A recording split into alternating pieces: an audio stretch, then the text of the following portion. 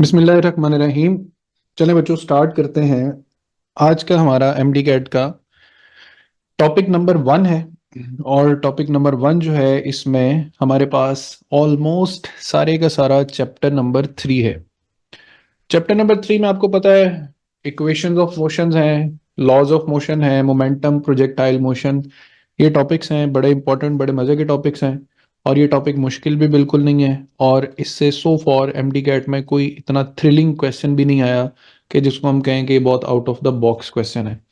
तो हम बिल्कुल डिसिप्लिनरी वे में स्टार्ट करते हैं। डिस्प्लेसमेंट, तो डिस्प्लेसमेंट के कॉन्सेप्ट में सबसे पहले हम दो बातों पे इत्तेफाक कर लें कि रेस्ट और मोशन, ये दो इंपॉर्टेंट चीजें हैं जिनको हम कहते हैं कि ये आपस में रिलेटिव हैं।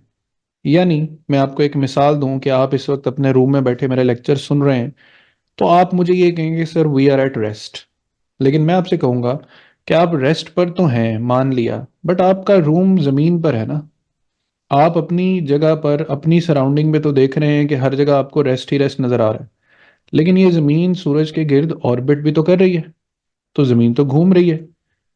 तो मैं आपको किसी और पर्सपेक्टिव से देखूं, जहां मैं पूरा ऑर्बिट देखूं और आपसे कहूं कि भाई आप तो मूव कर रहे हैं। सो एक ही वक्त में आपकी दो कंडीशन हैं, आपकी कंडीशन रेस्ट भी है, आपकी कंडीशन मूवमेंट भी है। So it all depends upon your frame of reference, कि आप कहाँ से बैठकर यूनिवर्स को या अपने स्टेट ऑफ रेस्ट और मोशन को ऑब्जर्व कर रहे हैं। तो याद रखें, ना तो आपका रेस्ट एब्सोल्यूट रेस्ट है, ना आपकी मूवमेंट एब्सोल्यूट मूवमेंट है। ये दोनों सारी चीजें जो हैं वो रिलेटिव टू एन ऑब्जर्वर हैं, जो कहीं पर भी मौजूद होकर आपको ऑब्जर्व कर रहे हैं। ठीक है। तो रेस्ट एंड मोशन के बारे में दो बातें क्या याद रखनी है, कि rest and motion both are relative. Okay. इसके बाद डिस्प्लेसमेंट पर आते हैं। तो डिस्प्लेसमेंट और डिस्टेंस का एक क्लियर डिफरेंस आप स्टूडेंट्स बड़ी दफा पढ़ चुके हैं। उसी चीज को हम जरा शॉर्ट वर्ड में मैं आपको बताता हूँ। डिस्टेंस और डिस्प्लेसमेंट में कॉमन बातें क्या हैं भाई, दोनों यूनिट्स ऑफ लेंथ हैं, पहली बात हो गई। दूसरी, डिस्टेंस भी मीटर में मैयर होती है, डिस्प्लेसमेंट भी मीटर में मैयर होती है। तीसरी बात, डिस्टेंस एक स्केलर क्वांटिटी है, डिस्प्लेसमेंट एक वेक्टर क्वांटिटी है। स्केलर क्वांटिटी होते हुए डिस्टेंस या तो जीरो होगा या फिर पॉजिटिव होगा। याद रखना, डिस्टेंस कभी भी नेगेटिव नहीं होगा।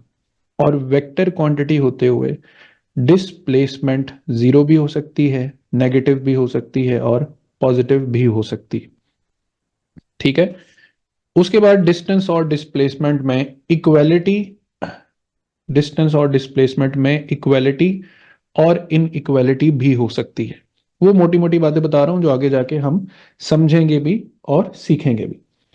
तो बहरहाल इन पॉइंट्स को आपने एक दफा गो थ्रू कर लेना है, मैंने जरा शॉर्ट वे में बता दिए। अब आते हैं डिस्टेंस और डिस्प्लेसमेंट में एक डायग्रामेटिक फर्क क्या है। डिस्टेंस क्या होगा, किसी भी रास्ते की जो टोटल लंबाई है, उस टोटल लंबाई को, टोटल पाथ लेंथ को हम नाम देंगे किस चीज का, डिस्टेंस का। और हमारे इनिशियल पॉइंट और हमारे फाइनल पॉइंट के दरमियान हम एक स्ट्रेट लाइन वेक्टर ड्रॉ करेंगे। स्ट्रेट लाइन वेक्टर जो हमारी इनिशियल से फाइनल पोजीशन की तरफ पॉइंट आउट करेगा, इसको हम क्या नाम देंगे, डिस्प्लेसमेंट का। तो इसीलिए तो डिफाइन करते हैं ना कि displacement is the shortest distance between two points, the initial and the final point. तो बच्चों, डिस्टेंस क्या है, टोटल पाथ लेंथ। डिस्प्लेसमेंट क्या है, shortest vector between two points, shortest distance between two points, shortest line between two points. Same इसी तरह एक छोटा सा बच्चा है, ये पॉइंट ए से बाइसिकल चलाकर पॉइंट बी अपने घर तक गया, पॉइंट बी से बाइसिकल चलाकर लेट्स से ये इस ट्री तक आया। तो दोनों चीजें अब काउंट होंगी। एक इसका डिस्टेंस, डिस्टेंस है इसका एक्चुअल पाथ, ये ए से बी तक गया, बी से सी तक गया। और डिस्प्लेसमेंट क्या है, कि ये इसकी इनिशियल पोजीशन है और ये इसकी फाइनल पोजीशन है। तो इनिशियल को फाइनल से हमेशा एक स्ट्रेट लाइन कनेक्ट करेगी। अब वो स्ट्रेट लाइन आपको पाइथागोरस थ्योरम से फाइंड करनी पड़ जाए, वो स्ट्रेट लाइन आपको किसी और मैथमेटिकल टूल से कैलकुलेट करनी पड़ जाए, बताना ही आपने डिस्प्लेसमेंट हमेशा स्ट्रेट लाइन की सूरत में। तो यहाँ पे तो साफ पता चल रहा है कि ये राइट एंगल ट्राइंगल बन रहा है, परपेंडिकुलर बेस, तो under root of 4 square plus 3 square, तो 5 मीटर जो है वो उसकी डिस्प्लेसमेंट है। लेकिन अगर आपसे मैं पूछूं इसका डिस्टेंस कितना है, तो आप इसके पाथ को ऐड कर देंगे। 4 + 3 7 मीटर इसका डिस्टेंस है, और ए टू सी 5 मीटर इसकी डिस्प्लेसमेंट है। सेम इसी तरह सेमी सर्कुलर पाथ है, ये पार्टिकल की इनिशियल पोजीशन है, पार्टिकल एक दायरे के आधे हिस्से पर ट्रेवल करता करता फाइनल पॉइंट पर पहुंचा, तो इसका डिस्टेंस क्या है, ये सेमी सर्कुलर पाथ, लेकिन इसकी डिस्प्लेसमेंट क्या है, shortest line between the initial and final point. इसको आगे आगे हम डिटेल से देखेंगे, इसलिए यहां पर सिर्फ डिस्टेंस और डिस्प्लेसमेंट के कॉन्सेप्ट पे रहें।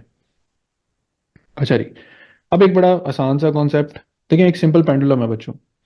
लेट्स से ये इसकी स्टार्टिंग पोजीशन है इनिशियल, और ये इसकी पोजीशन है, यही इसकी पोजीशन होगी फाइनल भी, क्योंकि वाइब्रेशन तो ऐसे ही कंप्लीट होती। तो ये पहले इस पॉइंट से चले, हम अल्फाबेटिकली जाते हैं, ये इसका इनिशियल पॉइंट है और यही इसका फाइनल होगा वाइब्रेशन पूरी होने के लिए। तो ये ए से बी तक गया by covering an amplitude A, ये फिर बी से सी तक गया by covering another amplitude A, फिर इसने सी से बी तक आना है ए एम्पलीट्यूड कवर करके, और फिर बी से ए अपनी वाइब्रेशन पूरी करनी है। तो यहाँ पर हमसे दो बातें पूछी जाती हैं कि पार्टिकल ने कितना डिस्टेंस कवर किया। डिस्टेंस, चूंकि बॉडी ने मूव किया है तो डिस्टेंस जीरो नहीं होगा, डिस्टेंस होगा 4 टाइम्स ऑफ एम्पलीट्यूड। इसको 4x0 भी लिखा जाता है, 4a भी लिखा जाता है, 4a भी लिखा जाता है, and so on. Total displacement, भाई वही इनिशियल पॉइंट वही फाइनल पॉइंट, वेक्टर कहाँ ड्रॉ करोगे यार, कोई जगह ही नहीं है वेक्टर ड्रॉ करने की, लिहाजा टोटल डिस्प्लेसमेंट क्या लिखी जाएगी, जीरो। तो इन अ वाइब्रेटरी मोशन, एक पूरी वाइब्रेशन में डिस्टेंस जीरो नहीं होता, डिस्प्लेसमेंट क्या होती है, जीरो होती है। आगे बढ़ते हैं। अब हम आते हैं, मैंने आपको थोड़ी देर पहले कहा था ना कि there can be an equality and inequality between distance and displacement. तो फॉर एग्जांपल, हमारे पास ये पॉइंट ए और पॉइंट बी है जिसके दरमियान एक सीधी सड़क जाती है, तो सीधे ही चलते जा रहे हैं हम, और ये डिस्टेंस लेट से 1 मीटर है, तो डिस्टेंस 1 मीटर हो गया। ये हमारा इनिशियल पॉइंट है, ये हमारा फाइनल पॉइंट। अब देखते हैं डिस्प्लेसमेंट क्या है। तो भाई डिस्प्लेसमेंट के लिए भी तो हमें स्ट्रेट लाइन ड्रॉ ही करनी पड़ी।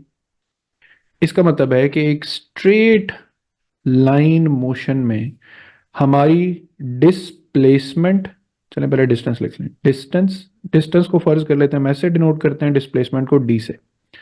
हमारा डिस्टेंस और हमारी डिस्प्लेसमेंट दोनों इक्वल आ रहे हैं, तो डिस्टेंस टू डिस्प्लेसमेंट रेशियो अगर फाइंड करें तो ये आंसर आएगा 1। लेकिन दूसरी एग्जांपल में, ये स्टार्टिंग पॉइंट, ये इतना लंबा रास्ता तय करके हम जब अपनी एंडिंग पॉइंट तक पहुंचेंगे तो हमारा डिस्टेंस कवर हुआ s, और डिस्प्लेसमेंट तो ये छुटकू सी डिस्प्लेसमेंट है हमारी। तो अब देखें कि हमारे पास डिस्टेंस तो ग्रेटर है डिस्प्लेसमेंट से, इसका मतलब है डिस्टेंस टू डिस्प्लेसमेंट रेशियो अब की बार ग्रेटर देन 1 है। अब यही दो कंडीशंस इकट्ठी लिखनी हो तो मैथ्स हमें एक सिंपल सी सहूलत प्रोवाइड करती है कि distance to displacement is greater than और इक्वल टू 1। यही रेशियो उल्टा के पूछ ली जाए तो displacement to distance is less than और इक्वल टू 1। ये स्लाइड मुझे ओके कर दें, समझ आ गई है सबको। अब देखें, distance to displacement greater than equal to 1 है, सेम यही कॉन्सेप्ट आप स्पीड और वेलोसिटी पे अप्लाई कर दें। डिस्टेंस को रिप्रेजेंट करती है स्पीड, डिस्प्लेसमेंट को रिप्रेजेंट करती है velocity, that ratio will also be equal to greater than और इक्वल टू 1।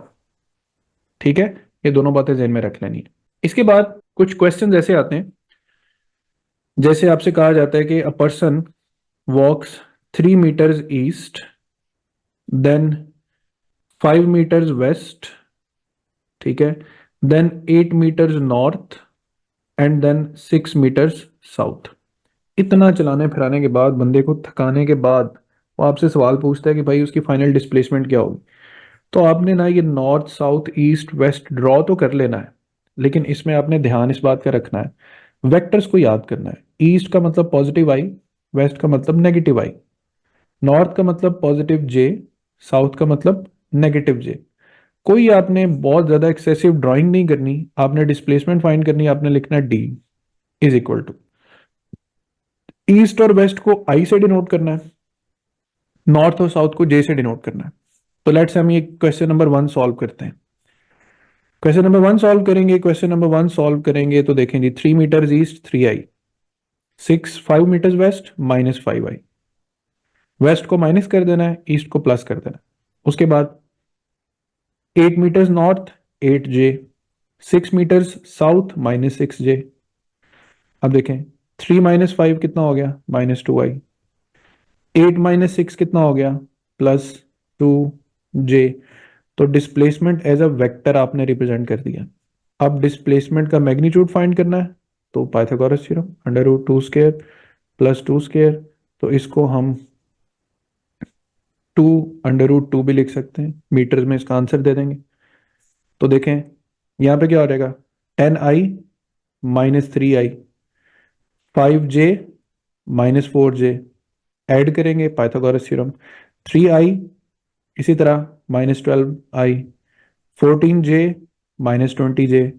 तो इनको इसी तरीके से आपने इन दो सवालों को खुद से सॉल्व कर लेना है, देख लेना है, एक दफ़ा प्रैक्टिस कर लेनी है, और आपका इस टाइप का प्रॉब्लम सॉल्विंग स्किल भी डेवलप हो जाएगा, कि जहां पे कहा जाता है कि a person walks this way and so on. ठीक है बच्चों, कोई मुश्किल नहीं है इसमें, सिंपल सा आपने काम करना है। इसके बाद हम आते हैं very important case, the case of the circle, जिससे मल्टीपल टाइम्स एमडी कैट में क्वेश्चन आ चुका है। इसमें आपको सर्कल को पहले इमेजिन कर ले। सर्कल होता है 360 डिग्री का सर्कल होता है। हाफ सर्कल कितना होता है, 180 डिग्री। रेडियंस में करें तो 2 पाई रेडियंस है कंप्लीट सर्कल, और पाई रेडियंस है हाफ सर्कल। तो मैंने यहाँ पर आसानी के लिए कैटेगरीज बनाई हुई हैं कि पार्टिकल पॉइंट ए से शुरू करेगा सफर, ए से पूरा ए तक आ जाए तो पहली कैटेगरी, ए से सी तक रुके दूसरी कैटेगरी, ए से जस्ट बी तक जाए थर्ड कैटेगरी। तो एक एक करके देखते हैं।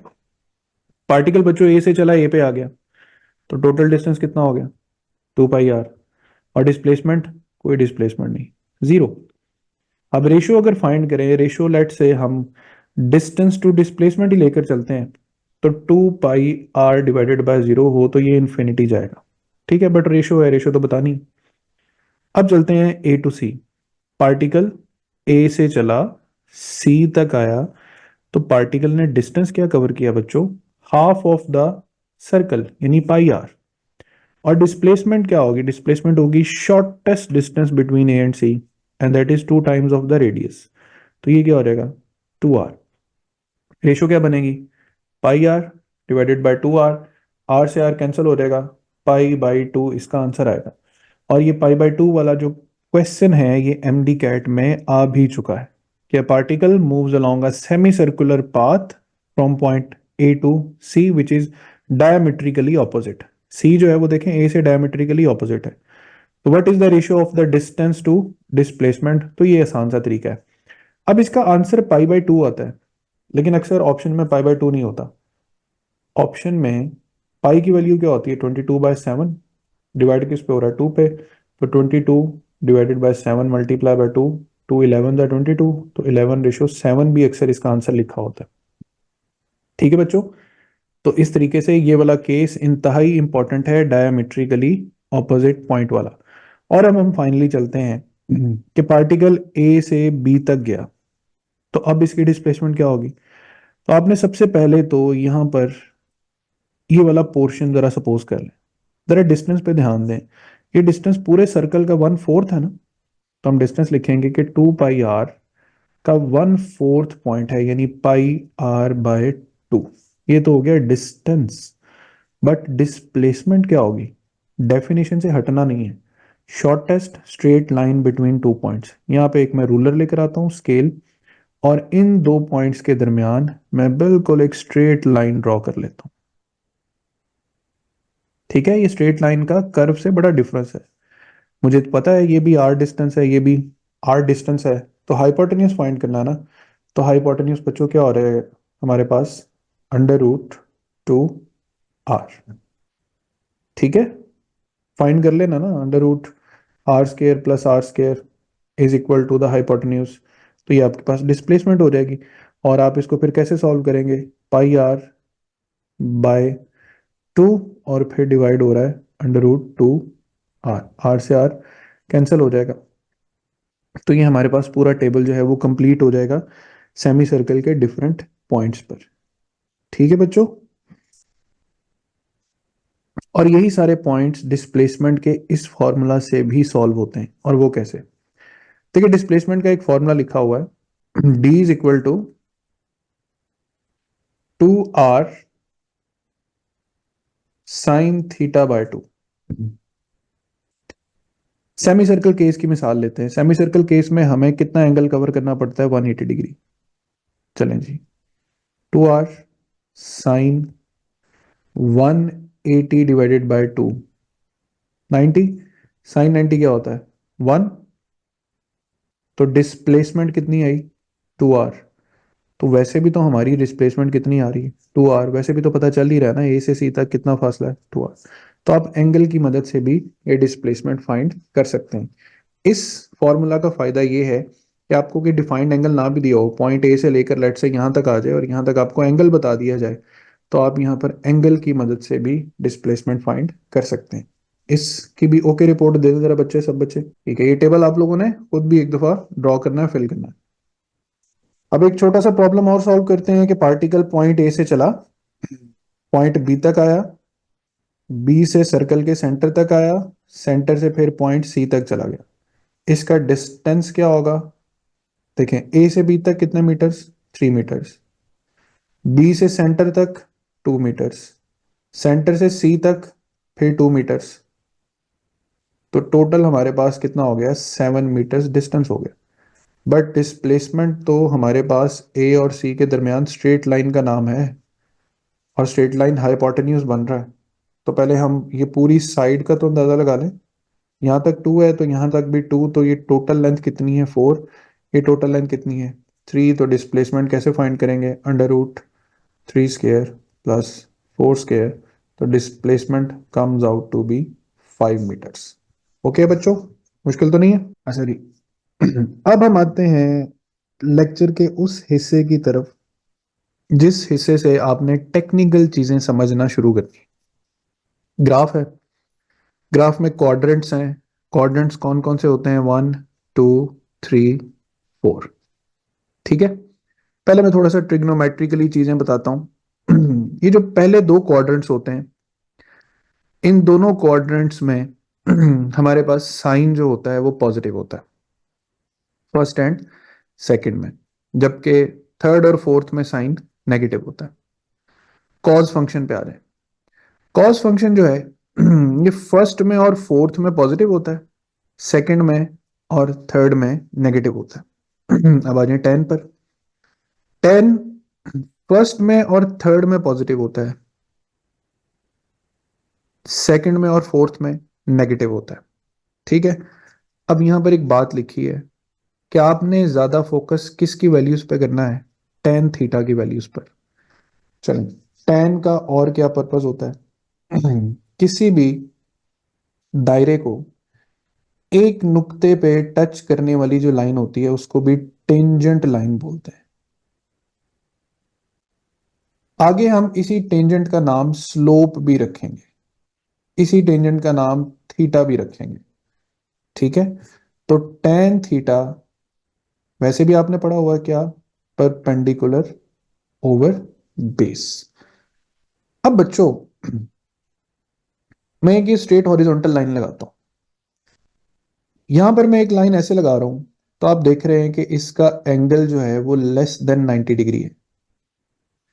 लेकिन अगर मैं इसी पर एक लाइन इस वे में लगाता हूं, तो अब आप देख रहे हैं कि इसका जो एंगल है वो ग्रेटर देन 90 डिग्री है। ठीक है, दोनों बातें समझ आ गई। अब जरा इस ग्राफ पे दोबारा आ जाए। मैं यहां पर एक लाइन इस तरीके से ड्रॉ कर रहा हूं, या मैं लाइन इस तरीके से ड्रॉ कर रहा हूं, या इस तरीके से ड्रॉ कर रहा हूं। इन तीनों लाइंस में क्या बात कॉमन है? इन तीनों का angle less than 90, less than 90, less than 90। तो बच्चों, आपने आगे जाके ग्राफ्स में एक बात याद रखनी है, हर वो लाइन जिसका एंगल आपको लेस देन 90 नजर आएगा, याद रखना उसका टेन या उसकी जो स्लोप है वो हमेशा क्या होगी? पॉजिटिव। स्लोप के वर्ड पे ध्यान देना, आगे जाके स्लोप बड़े डिफरेंट मीनिंग्स में आ जाए। और अगर आपके पास कोई लाइन इस तरीके से, इस तरीके से, इस तरीके से मौजूद है, जिसमें साफ पता चल रहा है कि जो एंगल है वो हमारे पास ग्रेटर देन 90 डिग्री है, तो याद रखना है कि उसकी स्लोप क्या हो जाएगी, नेगेटिव हो जाएगी। साइन और कॉज ना भी याद हो कोई फर्क नहीं पड़ता। टेंजेंट में ये वाला कॉन्सेप्ट मैं आपको इसलिए दे रहा हूं कि आपको ग्राफ देख के पता चल जाएगा कि उसकी स्लोप पॉजिटिव आनी है या नेगेटिव आनी। Is that clear?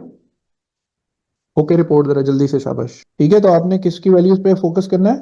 टेन की। टेन क्या होता है? सर्कल को एक पॉइंट पे टच करने वाले लाइन को टेन कहते हैं, किसी भी ग्राफ की स्लोप को टेन कहते हैं। ठीक है, तो जो टेंजेंट थीटा है हमारे पास, वो हमारे पास परपेंडिकुलर ओवर बेस के इक्विवेलेंट होता है। अच्छा जी, आगे बढ़ते हैं। तो किसी भी ग्राफ की जो स्लोप है, ये ग्राफ नहीं, लाइन लगी हुई है, तो यहां से बच्चों एक परपेंडिकुलर ड्रॉ करते हैं। ये हो गया परपेंडिकुलर, ये हो गया बेस। स्लोप है जी परपेंडिकुलर क्वांटिटी ओवर बेस। ये याद रखना है स्लोप का कॉन्सेप्ट। एरिया क्या होता है? जो एरिया ऑफ द ग्राफ है, वो जितना भी हमारे पास शेडेड रीजन आ रहा है, वो शेडेड रीजन आएगा तो यकीनन कोई ना कोई शेप बन जाएगी, और वो जो शेप्स हैं वो मोस्टली हमारे पास ट्राइंगल्स, रेक्टेंगल्स और ट्रेपीजियम होते हैं। बहरहाल, area of the graph basically perpendicular multiply by base in case of rectangle. लेकिन अगर ये हमारे पास कोई ट्राइंगल है तो 1/2 परपेंडिकुलर इनटू बेस। यानी ये साइड और ये साइड आपस में मल्टीप्लाई कर दें तो एरिया, ये दोनों साइड्स आपस में डिवाइड कर दें तो स्लोप। और remember that slope of the graph कोई ना कोई फिजिकल क्वांटिटी भी हो सकती है। Similarly area of the graph भी कोई ना कोई फिजिकल क्वांटिटी हो सकती है। बाकी बातें बाद में, पहले ये बात समझ आ गई कि स्लोप परपेंडिकुलर ओवर बेस भी है, और एरिया जो है वो product of perpendicular and base है। ठीक है बच्चों? तो अब देखें, स्लोप जो है उसको हम the change along Y axis divided by the change along X axis भी लिख सकते हैं। बड़ी मजे की बात समझा रहा हूं, गौर से समझनी। आप देखें इस ग्राफ पे जरा ध्यान दें। ये ग्राफ एक्स एक्सिस के अलोंग तो चेंज हो रहा है, लेकिन वाई के अलोंग ना ऊपर जा रहा है ना नीचे जा रहा है। तो देखें, मैं यहां लिखूंगा इसकी slope, there is no change along Y, there is a change along X, पर फायदा zero divided by something is zero. तो हम और आसान कर लें, आप जहां कहीं ग्राफ में एक हॉरिजॉन्टल लाइन देखें, समझ जाएं कि उस हॉरिजॉन्टल लाइन की स्लोप क्या है, जीरो है। ठीक है, अब आ जाएंगे वर्टिकल लाइन पे। Vertical line slope del Y by del X. Slope, अब ये देखें ये ग्राफ सिर्फ वाई एक्सिस के लॉन्ग चेंज हो रहा है, तो डेल्टा वाई तो हम लिखेंगे, but there is no change along X axis, कोई चेंज नहीं है अलॉन्ग एक्स एक्सिस, तो हम ये जीरो लिखेंगे। और जीरो डिवाइडेड बाय समथिंग क्या होता है? इन्फिनिटी। अब इन्फिनिटी को तो यहाँ पे हम कोई डिफाइन नहीं कर सकते, लेकिन यहाँ पे हम इतना लिख सकते हैं कि एक वर्टिकल लाइन की स्लोप क्या होती है? मैक्सिमम होती है। हॉरिजॉन्टल लाइन की स्लोप जीरो, वर्टिकल लाइन की मैक्सिमम। दोबारा सुने, हॉरिजॉन्टल लाइन की स्लोप जीरो, वर्टिकल लाइन की स्लोप मैक्सिमम। अब इन दोनों बातों से मैं एक चीज समझाता हूं। एक साइनोसाइडल कर्व है, मैं अगर इस जगह पर कर्व का टेंजेंट ड्रॉ करता हूं ना, तो देखें यहाँ पे टेंजेंट वर्टिकल बन रहा है, तो मैं कहूंगा यहाँ पे स्लोप मैक्सिमम है। लेकिन मैं इस पॉइंट पे टेंजेंट ड्रॉ करूं तो हॉरिजॉन्टल बनेगा, तो मैं क्या कहूंगा कि इस पॉइंट पे जो स्लोप है वो क्या है? जीरो। यहाँ फिर टेंजेंट ड्रॉ करेंगे, फिर मैक्सिमम आएगा। लेकिन एक बात पे ध्यान दिया आपने, यहाँ पे टेंजेंट अपवर्ड ड्रॉ हो रहा है और यहाँ पे डाउनवर्ड, तो ये पॉजिटिव मैक्सिमम स्लोप होगी और ये नेगेटिव मैक्सिमम। और यही कर्व आगे उसी तरह अगर फिर से प्रोसीड हो, तो मुझे बताएं ये स्लोप क्या होगी? अगेन आप यही कहेंगे जीरो। और यहां पर फिर से स्लोप क्या हो जाएगी? Maximum but positive. समझ आई बच्चों टेंजेंट कैसे ड्रॉ करते हैं, और वर्टिकल और हॉरिजॉन्टल से कैसे समझना है पॉजिटिव और जीरो स्लोप को? दी बच्चों, तो स्लोप क्या है? Tangent drawn at a curve. अगर ये टेंजेंट वर्टिकल बना तो स्लोप मैक्सिमम होगी, हॉरिजॉन्टल बना तो स्लोप जीरो होगी। और अब आते हैं इस मीठे से ग्राफ पे। स्लोप, यहां पर जो स्लोप है, दोबारा वही फॉर्मूला लिख लेते हैं ताकि यूनिफॉर्मिटी रहे, कि स्लोप है change along Y axis divided by the change along X axis. तो देखिए ये ग्राफ जितना एक्स के अलोंग चेंज हो रहा है उतना वाई के अलोंग भी हो रहा है। जितना एक्स उतना वाई, जितना एक्स उतना वाई, एक्स वाई। इसका मतलब है कि हम जब भी चेंज ऑफ वाई को चेंज ऑफ एक्स पे डिवाइड करेंगे, हमारे पास आंसर क्या आएगा? कांस्टेंट। तो ये जो ग्राफ है, ये हमारे पास क्यों, कौन सी स्लोप कहलाएगी? Constant slope. लेकिन मैं अगर आपसे ये पूछूं कि ये कांस्टेंट स्लोप इस वक्त पॉजिटिव है या नेगेटिव है, क्या जवाब देंगे आप? क्यों बच्चा party? Very good, good answer. Positive है। और क्यों है? क्योंकि आप एंगल देख रहे हैं, एंगल लेस देन 90 है। ठीक है। तो दो बातें मैं ऐसी समझाने लगा हूं जो आप ग्राफ देख के चुटकियों में बता देंगे कि भाई ये ग्राफ की नेचर क्या है। दो बातें ध्यान से सुनना, ध्यान से। स्लोप प्रोपोर्शनल टू एंगल भी होती। अब ध्यान से, पहली बात आपने सीख ली, एंगल देख लिया, पहला एंगल देख लिया लेस देन 90। यहां से हमें पता चल गया कि ये स्लोप क्या है? पॉजिटिव है। थोड़ा सा ऊपर जाके फिर हॉरिजॉन्टल लाइन लगाओ, थोड़ा सा ऊपर जाके फिर हॉरिजॉन्टल लाइन लगाओ, फिर एक हॉरिजॉन्टल लाइन लगाओ। देखो यहां भी वही एंगल है, यहां भी वही एंगल है, यहां पर भी वही एंगल है। तो कर्व ऐसे अंदाज में, लाइन ऐसे अंदाज में ऊपर जा रही है कि इसका एंगल बिल्कुल चेंज नहीं हो रहा। तो अगर किसी ग्राफ का एंगल चेंज ना हो रहा हो, याद रखना वो स्लोप क्या कहलाएगी? कांस्टेंट।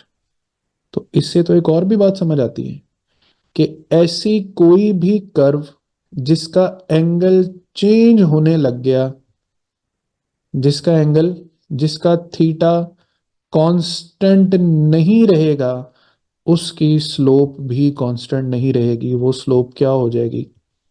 वेरिएबल हो जाएगी। वो स्लोप क्या हो जाएगी? वेरिएबल हो जाएगी। ठीक है। तो ये हमारे पास स्लोप का आइडिया हो गया। अब देखो, यहाँ पे मैं दोनों बातें आराम से बता सकता हूँ कि ये थीटा ग्रेटर देन 90 है तो स्लोप नेगेटिव है। और थोड़ी देर बाद आप देखो कि एंगल वही है, एंगल वही है, तो ये स्लोप कांस्टेंट भी है और नेगेटिव भी है। ये दोनों क्या बुलाए हैं? देखो, कर्व्स बनी हुई ना दो, यहाँ पे एक लाइन लगाओ, पॉइंट बनाओ, पॉइंट से टेंजेंट ड्रॉ करो, पॉइंट लगाओ, टेंजेंट ड्रॉ करो, पॉइंट लगाओ, टेंजेंट ड्रॉ करो। देखो टेंजेंट पहले क्या है? हॉरिजॉन्टल, फिर उसका एंगल बढ़ गया, फिर वर्टिकल हो गया। तो जब कोई लाइन हॉरिजॉन्टल होती है उसकी स्लोप क्या होती है? जीरो। और जब वो वर्टिकल हो जाती है उसकी स्लोप क्या होती है? मैक्सिमम। तो आप सब कह नहीं सकते कि ये स्लोप इंक्रीजिंग स्लोप है, ये स्लोप इंक्रीजिंग स्लोप है। अच्छा, फिर उसके बाद पॉइंट बनाओ, टेंजेंट ड्रॉ करो, पॉइंट लगाओ, टेंजेंट ड्रॉ करो, पॉइंट लगाओ, टेंजेंट ड्रॉ करो। शुरू में वर्टिकल है तो स्लोप मैक्सिमम है, बाद में स्लोप हॉरिजॉन्टल हो गई यानी स्लोप जीरो हो गई। तो ये मैक्सिमम टू मिनिमम जा रही है और ये मिनिमम टू मैक्सिमम जा रही है। और हर पॉइंट पर एंगल भी चेंज हो रहा है, लिहाजा स्लोप भी चेंज हो रही है। तो हम जो कर्व होती हुई लाइंस हैं, ठीक है, कुछ तो हमारे पास बिल्कुल सीधी लाइन है ना, सीधी जैसे, या हॉरिजॉन्टल है, या वर्टिकल है, या इस तरह से है, या इस तरह से, ये स्ट्रेट लाइंस हैं। यहाँ पे स्लोप जो आएगी वो क्या आएगी? कांस्टेंट आएगी। और जहाँ कहीं भी लाइन इस तरह, इस तरह, इस तरह या इस तरह से कर्व हो रही होगी, यहाँ पर स्लोप हमेशा क्या होगी? वेरिएबल होगी। कंफर्म कर दें, ओके रिपोर्ट दे दें, यहाँ तक समझ आ गई सबको? स्लोप की बातें एकदम से स्लोप की सारी समझ नहीं आएंगी, इनको दोबारा सुनना, मैं लेक्चर भेजूंगा, दोबारा सुनना, देखना, और ये अच्छे से कवर अप करना, ये बहुत आसानी से समझ आ जाएगा। और अब आज की चंद लास्ट बातें, क्योंकि मैं जो डिस्प्लेसमेंट टाइम ग्राफ है वो प्रॉपर तरीके से कल पढ़ाऊंगा, क्योंकि उस पर पूरा एक डिटेल लेक्चर हमें चाहिए। तो ग्राफ में जो स्लोप और एरियाज हैं, मैंने थोड़ी देर पहले क्या कहा था, ये फिजिकल क्वांटिटीज भी हो सकती हैं। ठीक है। पहले मैं एक आसान सी मिसाल से बता देता हूँ। देखो, बुक में पढ़ा ना वेलोसिटी टाइम ग्राफ। मान लो ये velocity time graph, slope find करनी है।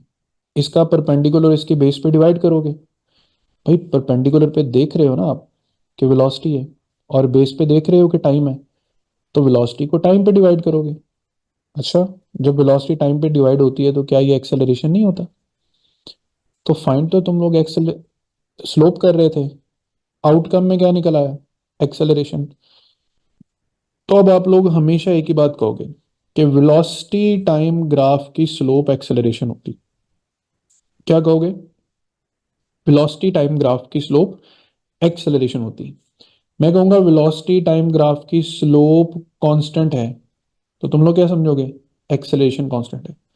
मैं कहूंगा वेलोसिटी टाइम ग्राफ की स्लोप जीरो है, तो तुम लोग क्या समझोगे? एक्सेलरेशन जीरो है। मैं कहूंगा वेलोसिटी टाइम ग्राफ की स्लोप इंक्रीजिंग है, तो तुम लोग समझ जाओगे कि एक्सेलरेशन इंक्रीजिंग है। ठीक है, मैं कहूंगा वेलोसिटी टाइम ग्राफ की स्लोप नेगेटिव है, तो तुम लोग क्या समझ जाओगे? कि उसकी एक्सेलरेशन नेगेटिव है, क्योंकि एक्सेलरेशन उसके स्लोप का आउटकम है। समझ आई मैं क्या समझा रहा हूँ बात? ठीक है, तो ये देखो, slope of displacement time graph velocity, velocity time की स्लोप एक्सेलरेशन, एक्सेलरेशन टाइम की भी स्लोप होती है, उसको जर्क बोलते हैं, पढ़ते नहीं है फिजिक्स में ज्यादा लेकिन बोलते हैं। Work time graph power, I V graph conductance. तो ये तमाम तर ग्राफ्स हैं जिनकी कोई ना कोई स्लोप है। इसी तरह हमारे पास आ जाता है कॉन्सेप्ट ऑफ एरिया। देखो ये हॉरिजॉन्टल लाइन है, यहाँ से वर्टिकल लाइन लगा के एरिया पूरा करो, रेक्टेंगल बन रहा है, रेक्टेंगल के एरिया क्या होता है? Length multiply by width. Triangle बन रहा है, ठीक है, 1/2 लेंथ मल्टीप्लाई बाय विड्थ। फिर ट्राइंगल बन रहा है 1/2 बेस इंटू हाइट। बेस का मतलब है ये सारी लाइन बेस कंसीडर कर लो, ये सारी हाइट कंसीडर कर लो। बन फिर भी वही रहा है, परपेंडिकुलर इंटू बेस 1/2, या फिर 1/2 लेंथ मल्टीप्लाई बाय विड्थ। ठीक है, और ये जो तीन शेप्स है ना, ये तीनों की तीनों ट्रेपीजियम्स हैं। और ट्रेपीजियम को सॉल्व करने का मैं आसान सा एक फॉर्मूला बता रहा हूँ, उसका एरिया निकालने का 1/2 sum of the opposite sides into the distance between the two sides. जैसे ये एक ट्रेपीजियम बना हुआ, ए और बी ऑपोजिट साइड्स हैं, तो इनका सम कर लिया, और इनके दरमियानी फासले को एच कह दिया। तो 1/2 ए प्लस बी इंटू एच। यहाँ देखो, ये भी एक ट्रेपीजियम है, ए और बी ऑपोजिट साइड्स हैं, सम अप किया और इनके दरमियान फासले को मल्टीप्लाई कर दिया। ये भी एक ट्रेपीजियम है, ठीक है, ये दोनों ऑपोजिट साइड्स हैं, दोनों को सम किया और इनके दरमियानी फासले हाइट को आपस में मल्टीप्लाई कर दिया। और इसी तरह याद रखना है कि हमारे पास जो एरिया है वो भी फिजिकल क्वांटिटी हो सकती है। फिर वेलोसिटी टाइम ग्राफ पे आते हैं। वेलोसिटी टाइम, ये ग्राफ है मिसाल के तौर पे, इसका एरिया फाइंड करते हैं, ये सारा एरिया। तो एरिया के लिए हम लेंथ को यानी वेलोसिटी को टाइम से मल्टीप्लाई करेंगे। तो फाइंड तो हमने एरिया किया, बट ये तो डिस्टेंस निकल आया, S is equal to V T नहीं होता। तो मैं जब भी कहूंगा कि area of V T graph जो है वो हमारे पास जीरो है, तो तुम लोग समझ जाओगे कि ये बेसिकली डिस्प्लेसमेंट जीरो है। मैं कहूंगा area of VT graph positive है, समझ जाओ डिस्प्लेसमेंट पॉजिटिव है। Area of VT graph negative है, समझो डिस्प्लेसमेंट नेगेटिव है। तो हमें वेलोसिटी टाइम, वेलोसिटी टाइम के ग्राफ का स्लोप फाइंड करें तो एक्सेलरेशन, और एरिया फाइंड करें तो क्या मिलती है? डिस्प्लेसमेंट। तो हर ग्राफ की स्लोप भी फिजिकल क्वांटिटी होती है और हर ग्राफ का एरिया भी कोई फिजिकल क्वांटिटी होती है। तो यहाँ तक हमारा आज का लेक्चर सिर्फ यहीं तक होगा। कल के लेक्चर में हम बाकायदा तौर पे डिस्प्लेसमेंट टाइम ग्राफ पढ़ेंगे, और मैं कोशिश करूंगा कि इसको उस इजीएस्ट वे में तुम लोगों को समझाऊं कि बिल्कुल आसान हो जाए तुम लोगों के लिए डिस्प्लेसमेंट टाइम को आइडेंटिफाई करना। और इसमें से पता है मजे की बात कि पीएमसी के टाइम पे ये ऐड हुआ था, और इसमें से ना ज्यादातर यही सवाल आया है कि slope of displacement time graph क्या होती है। तो भाईजान वो आप मेरे से ना भी पढ़े तो आपको पता ही है ना कि slope of displacement time graph क्या होता है? वेलोसिटी। लेकिन फिर भी हम इसको एक अच्छा प्रैक्टिकल वे में पढ़ेंगे ताकि हमें ग्राफ के कॉन्सेप्ट्स में कोई परेशानी ना आए।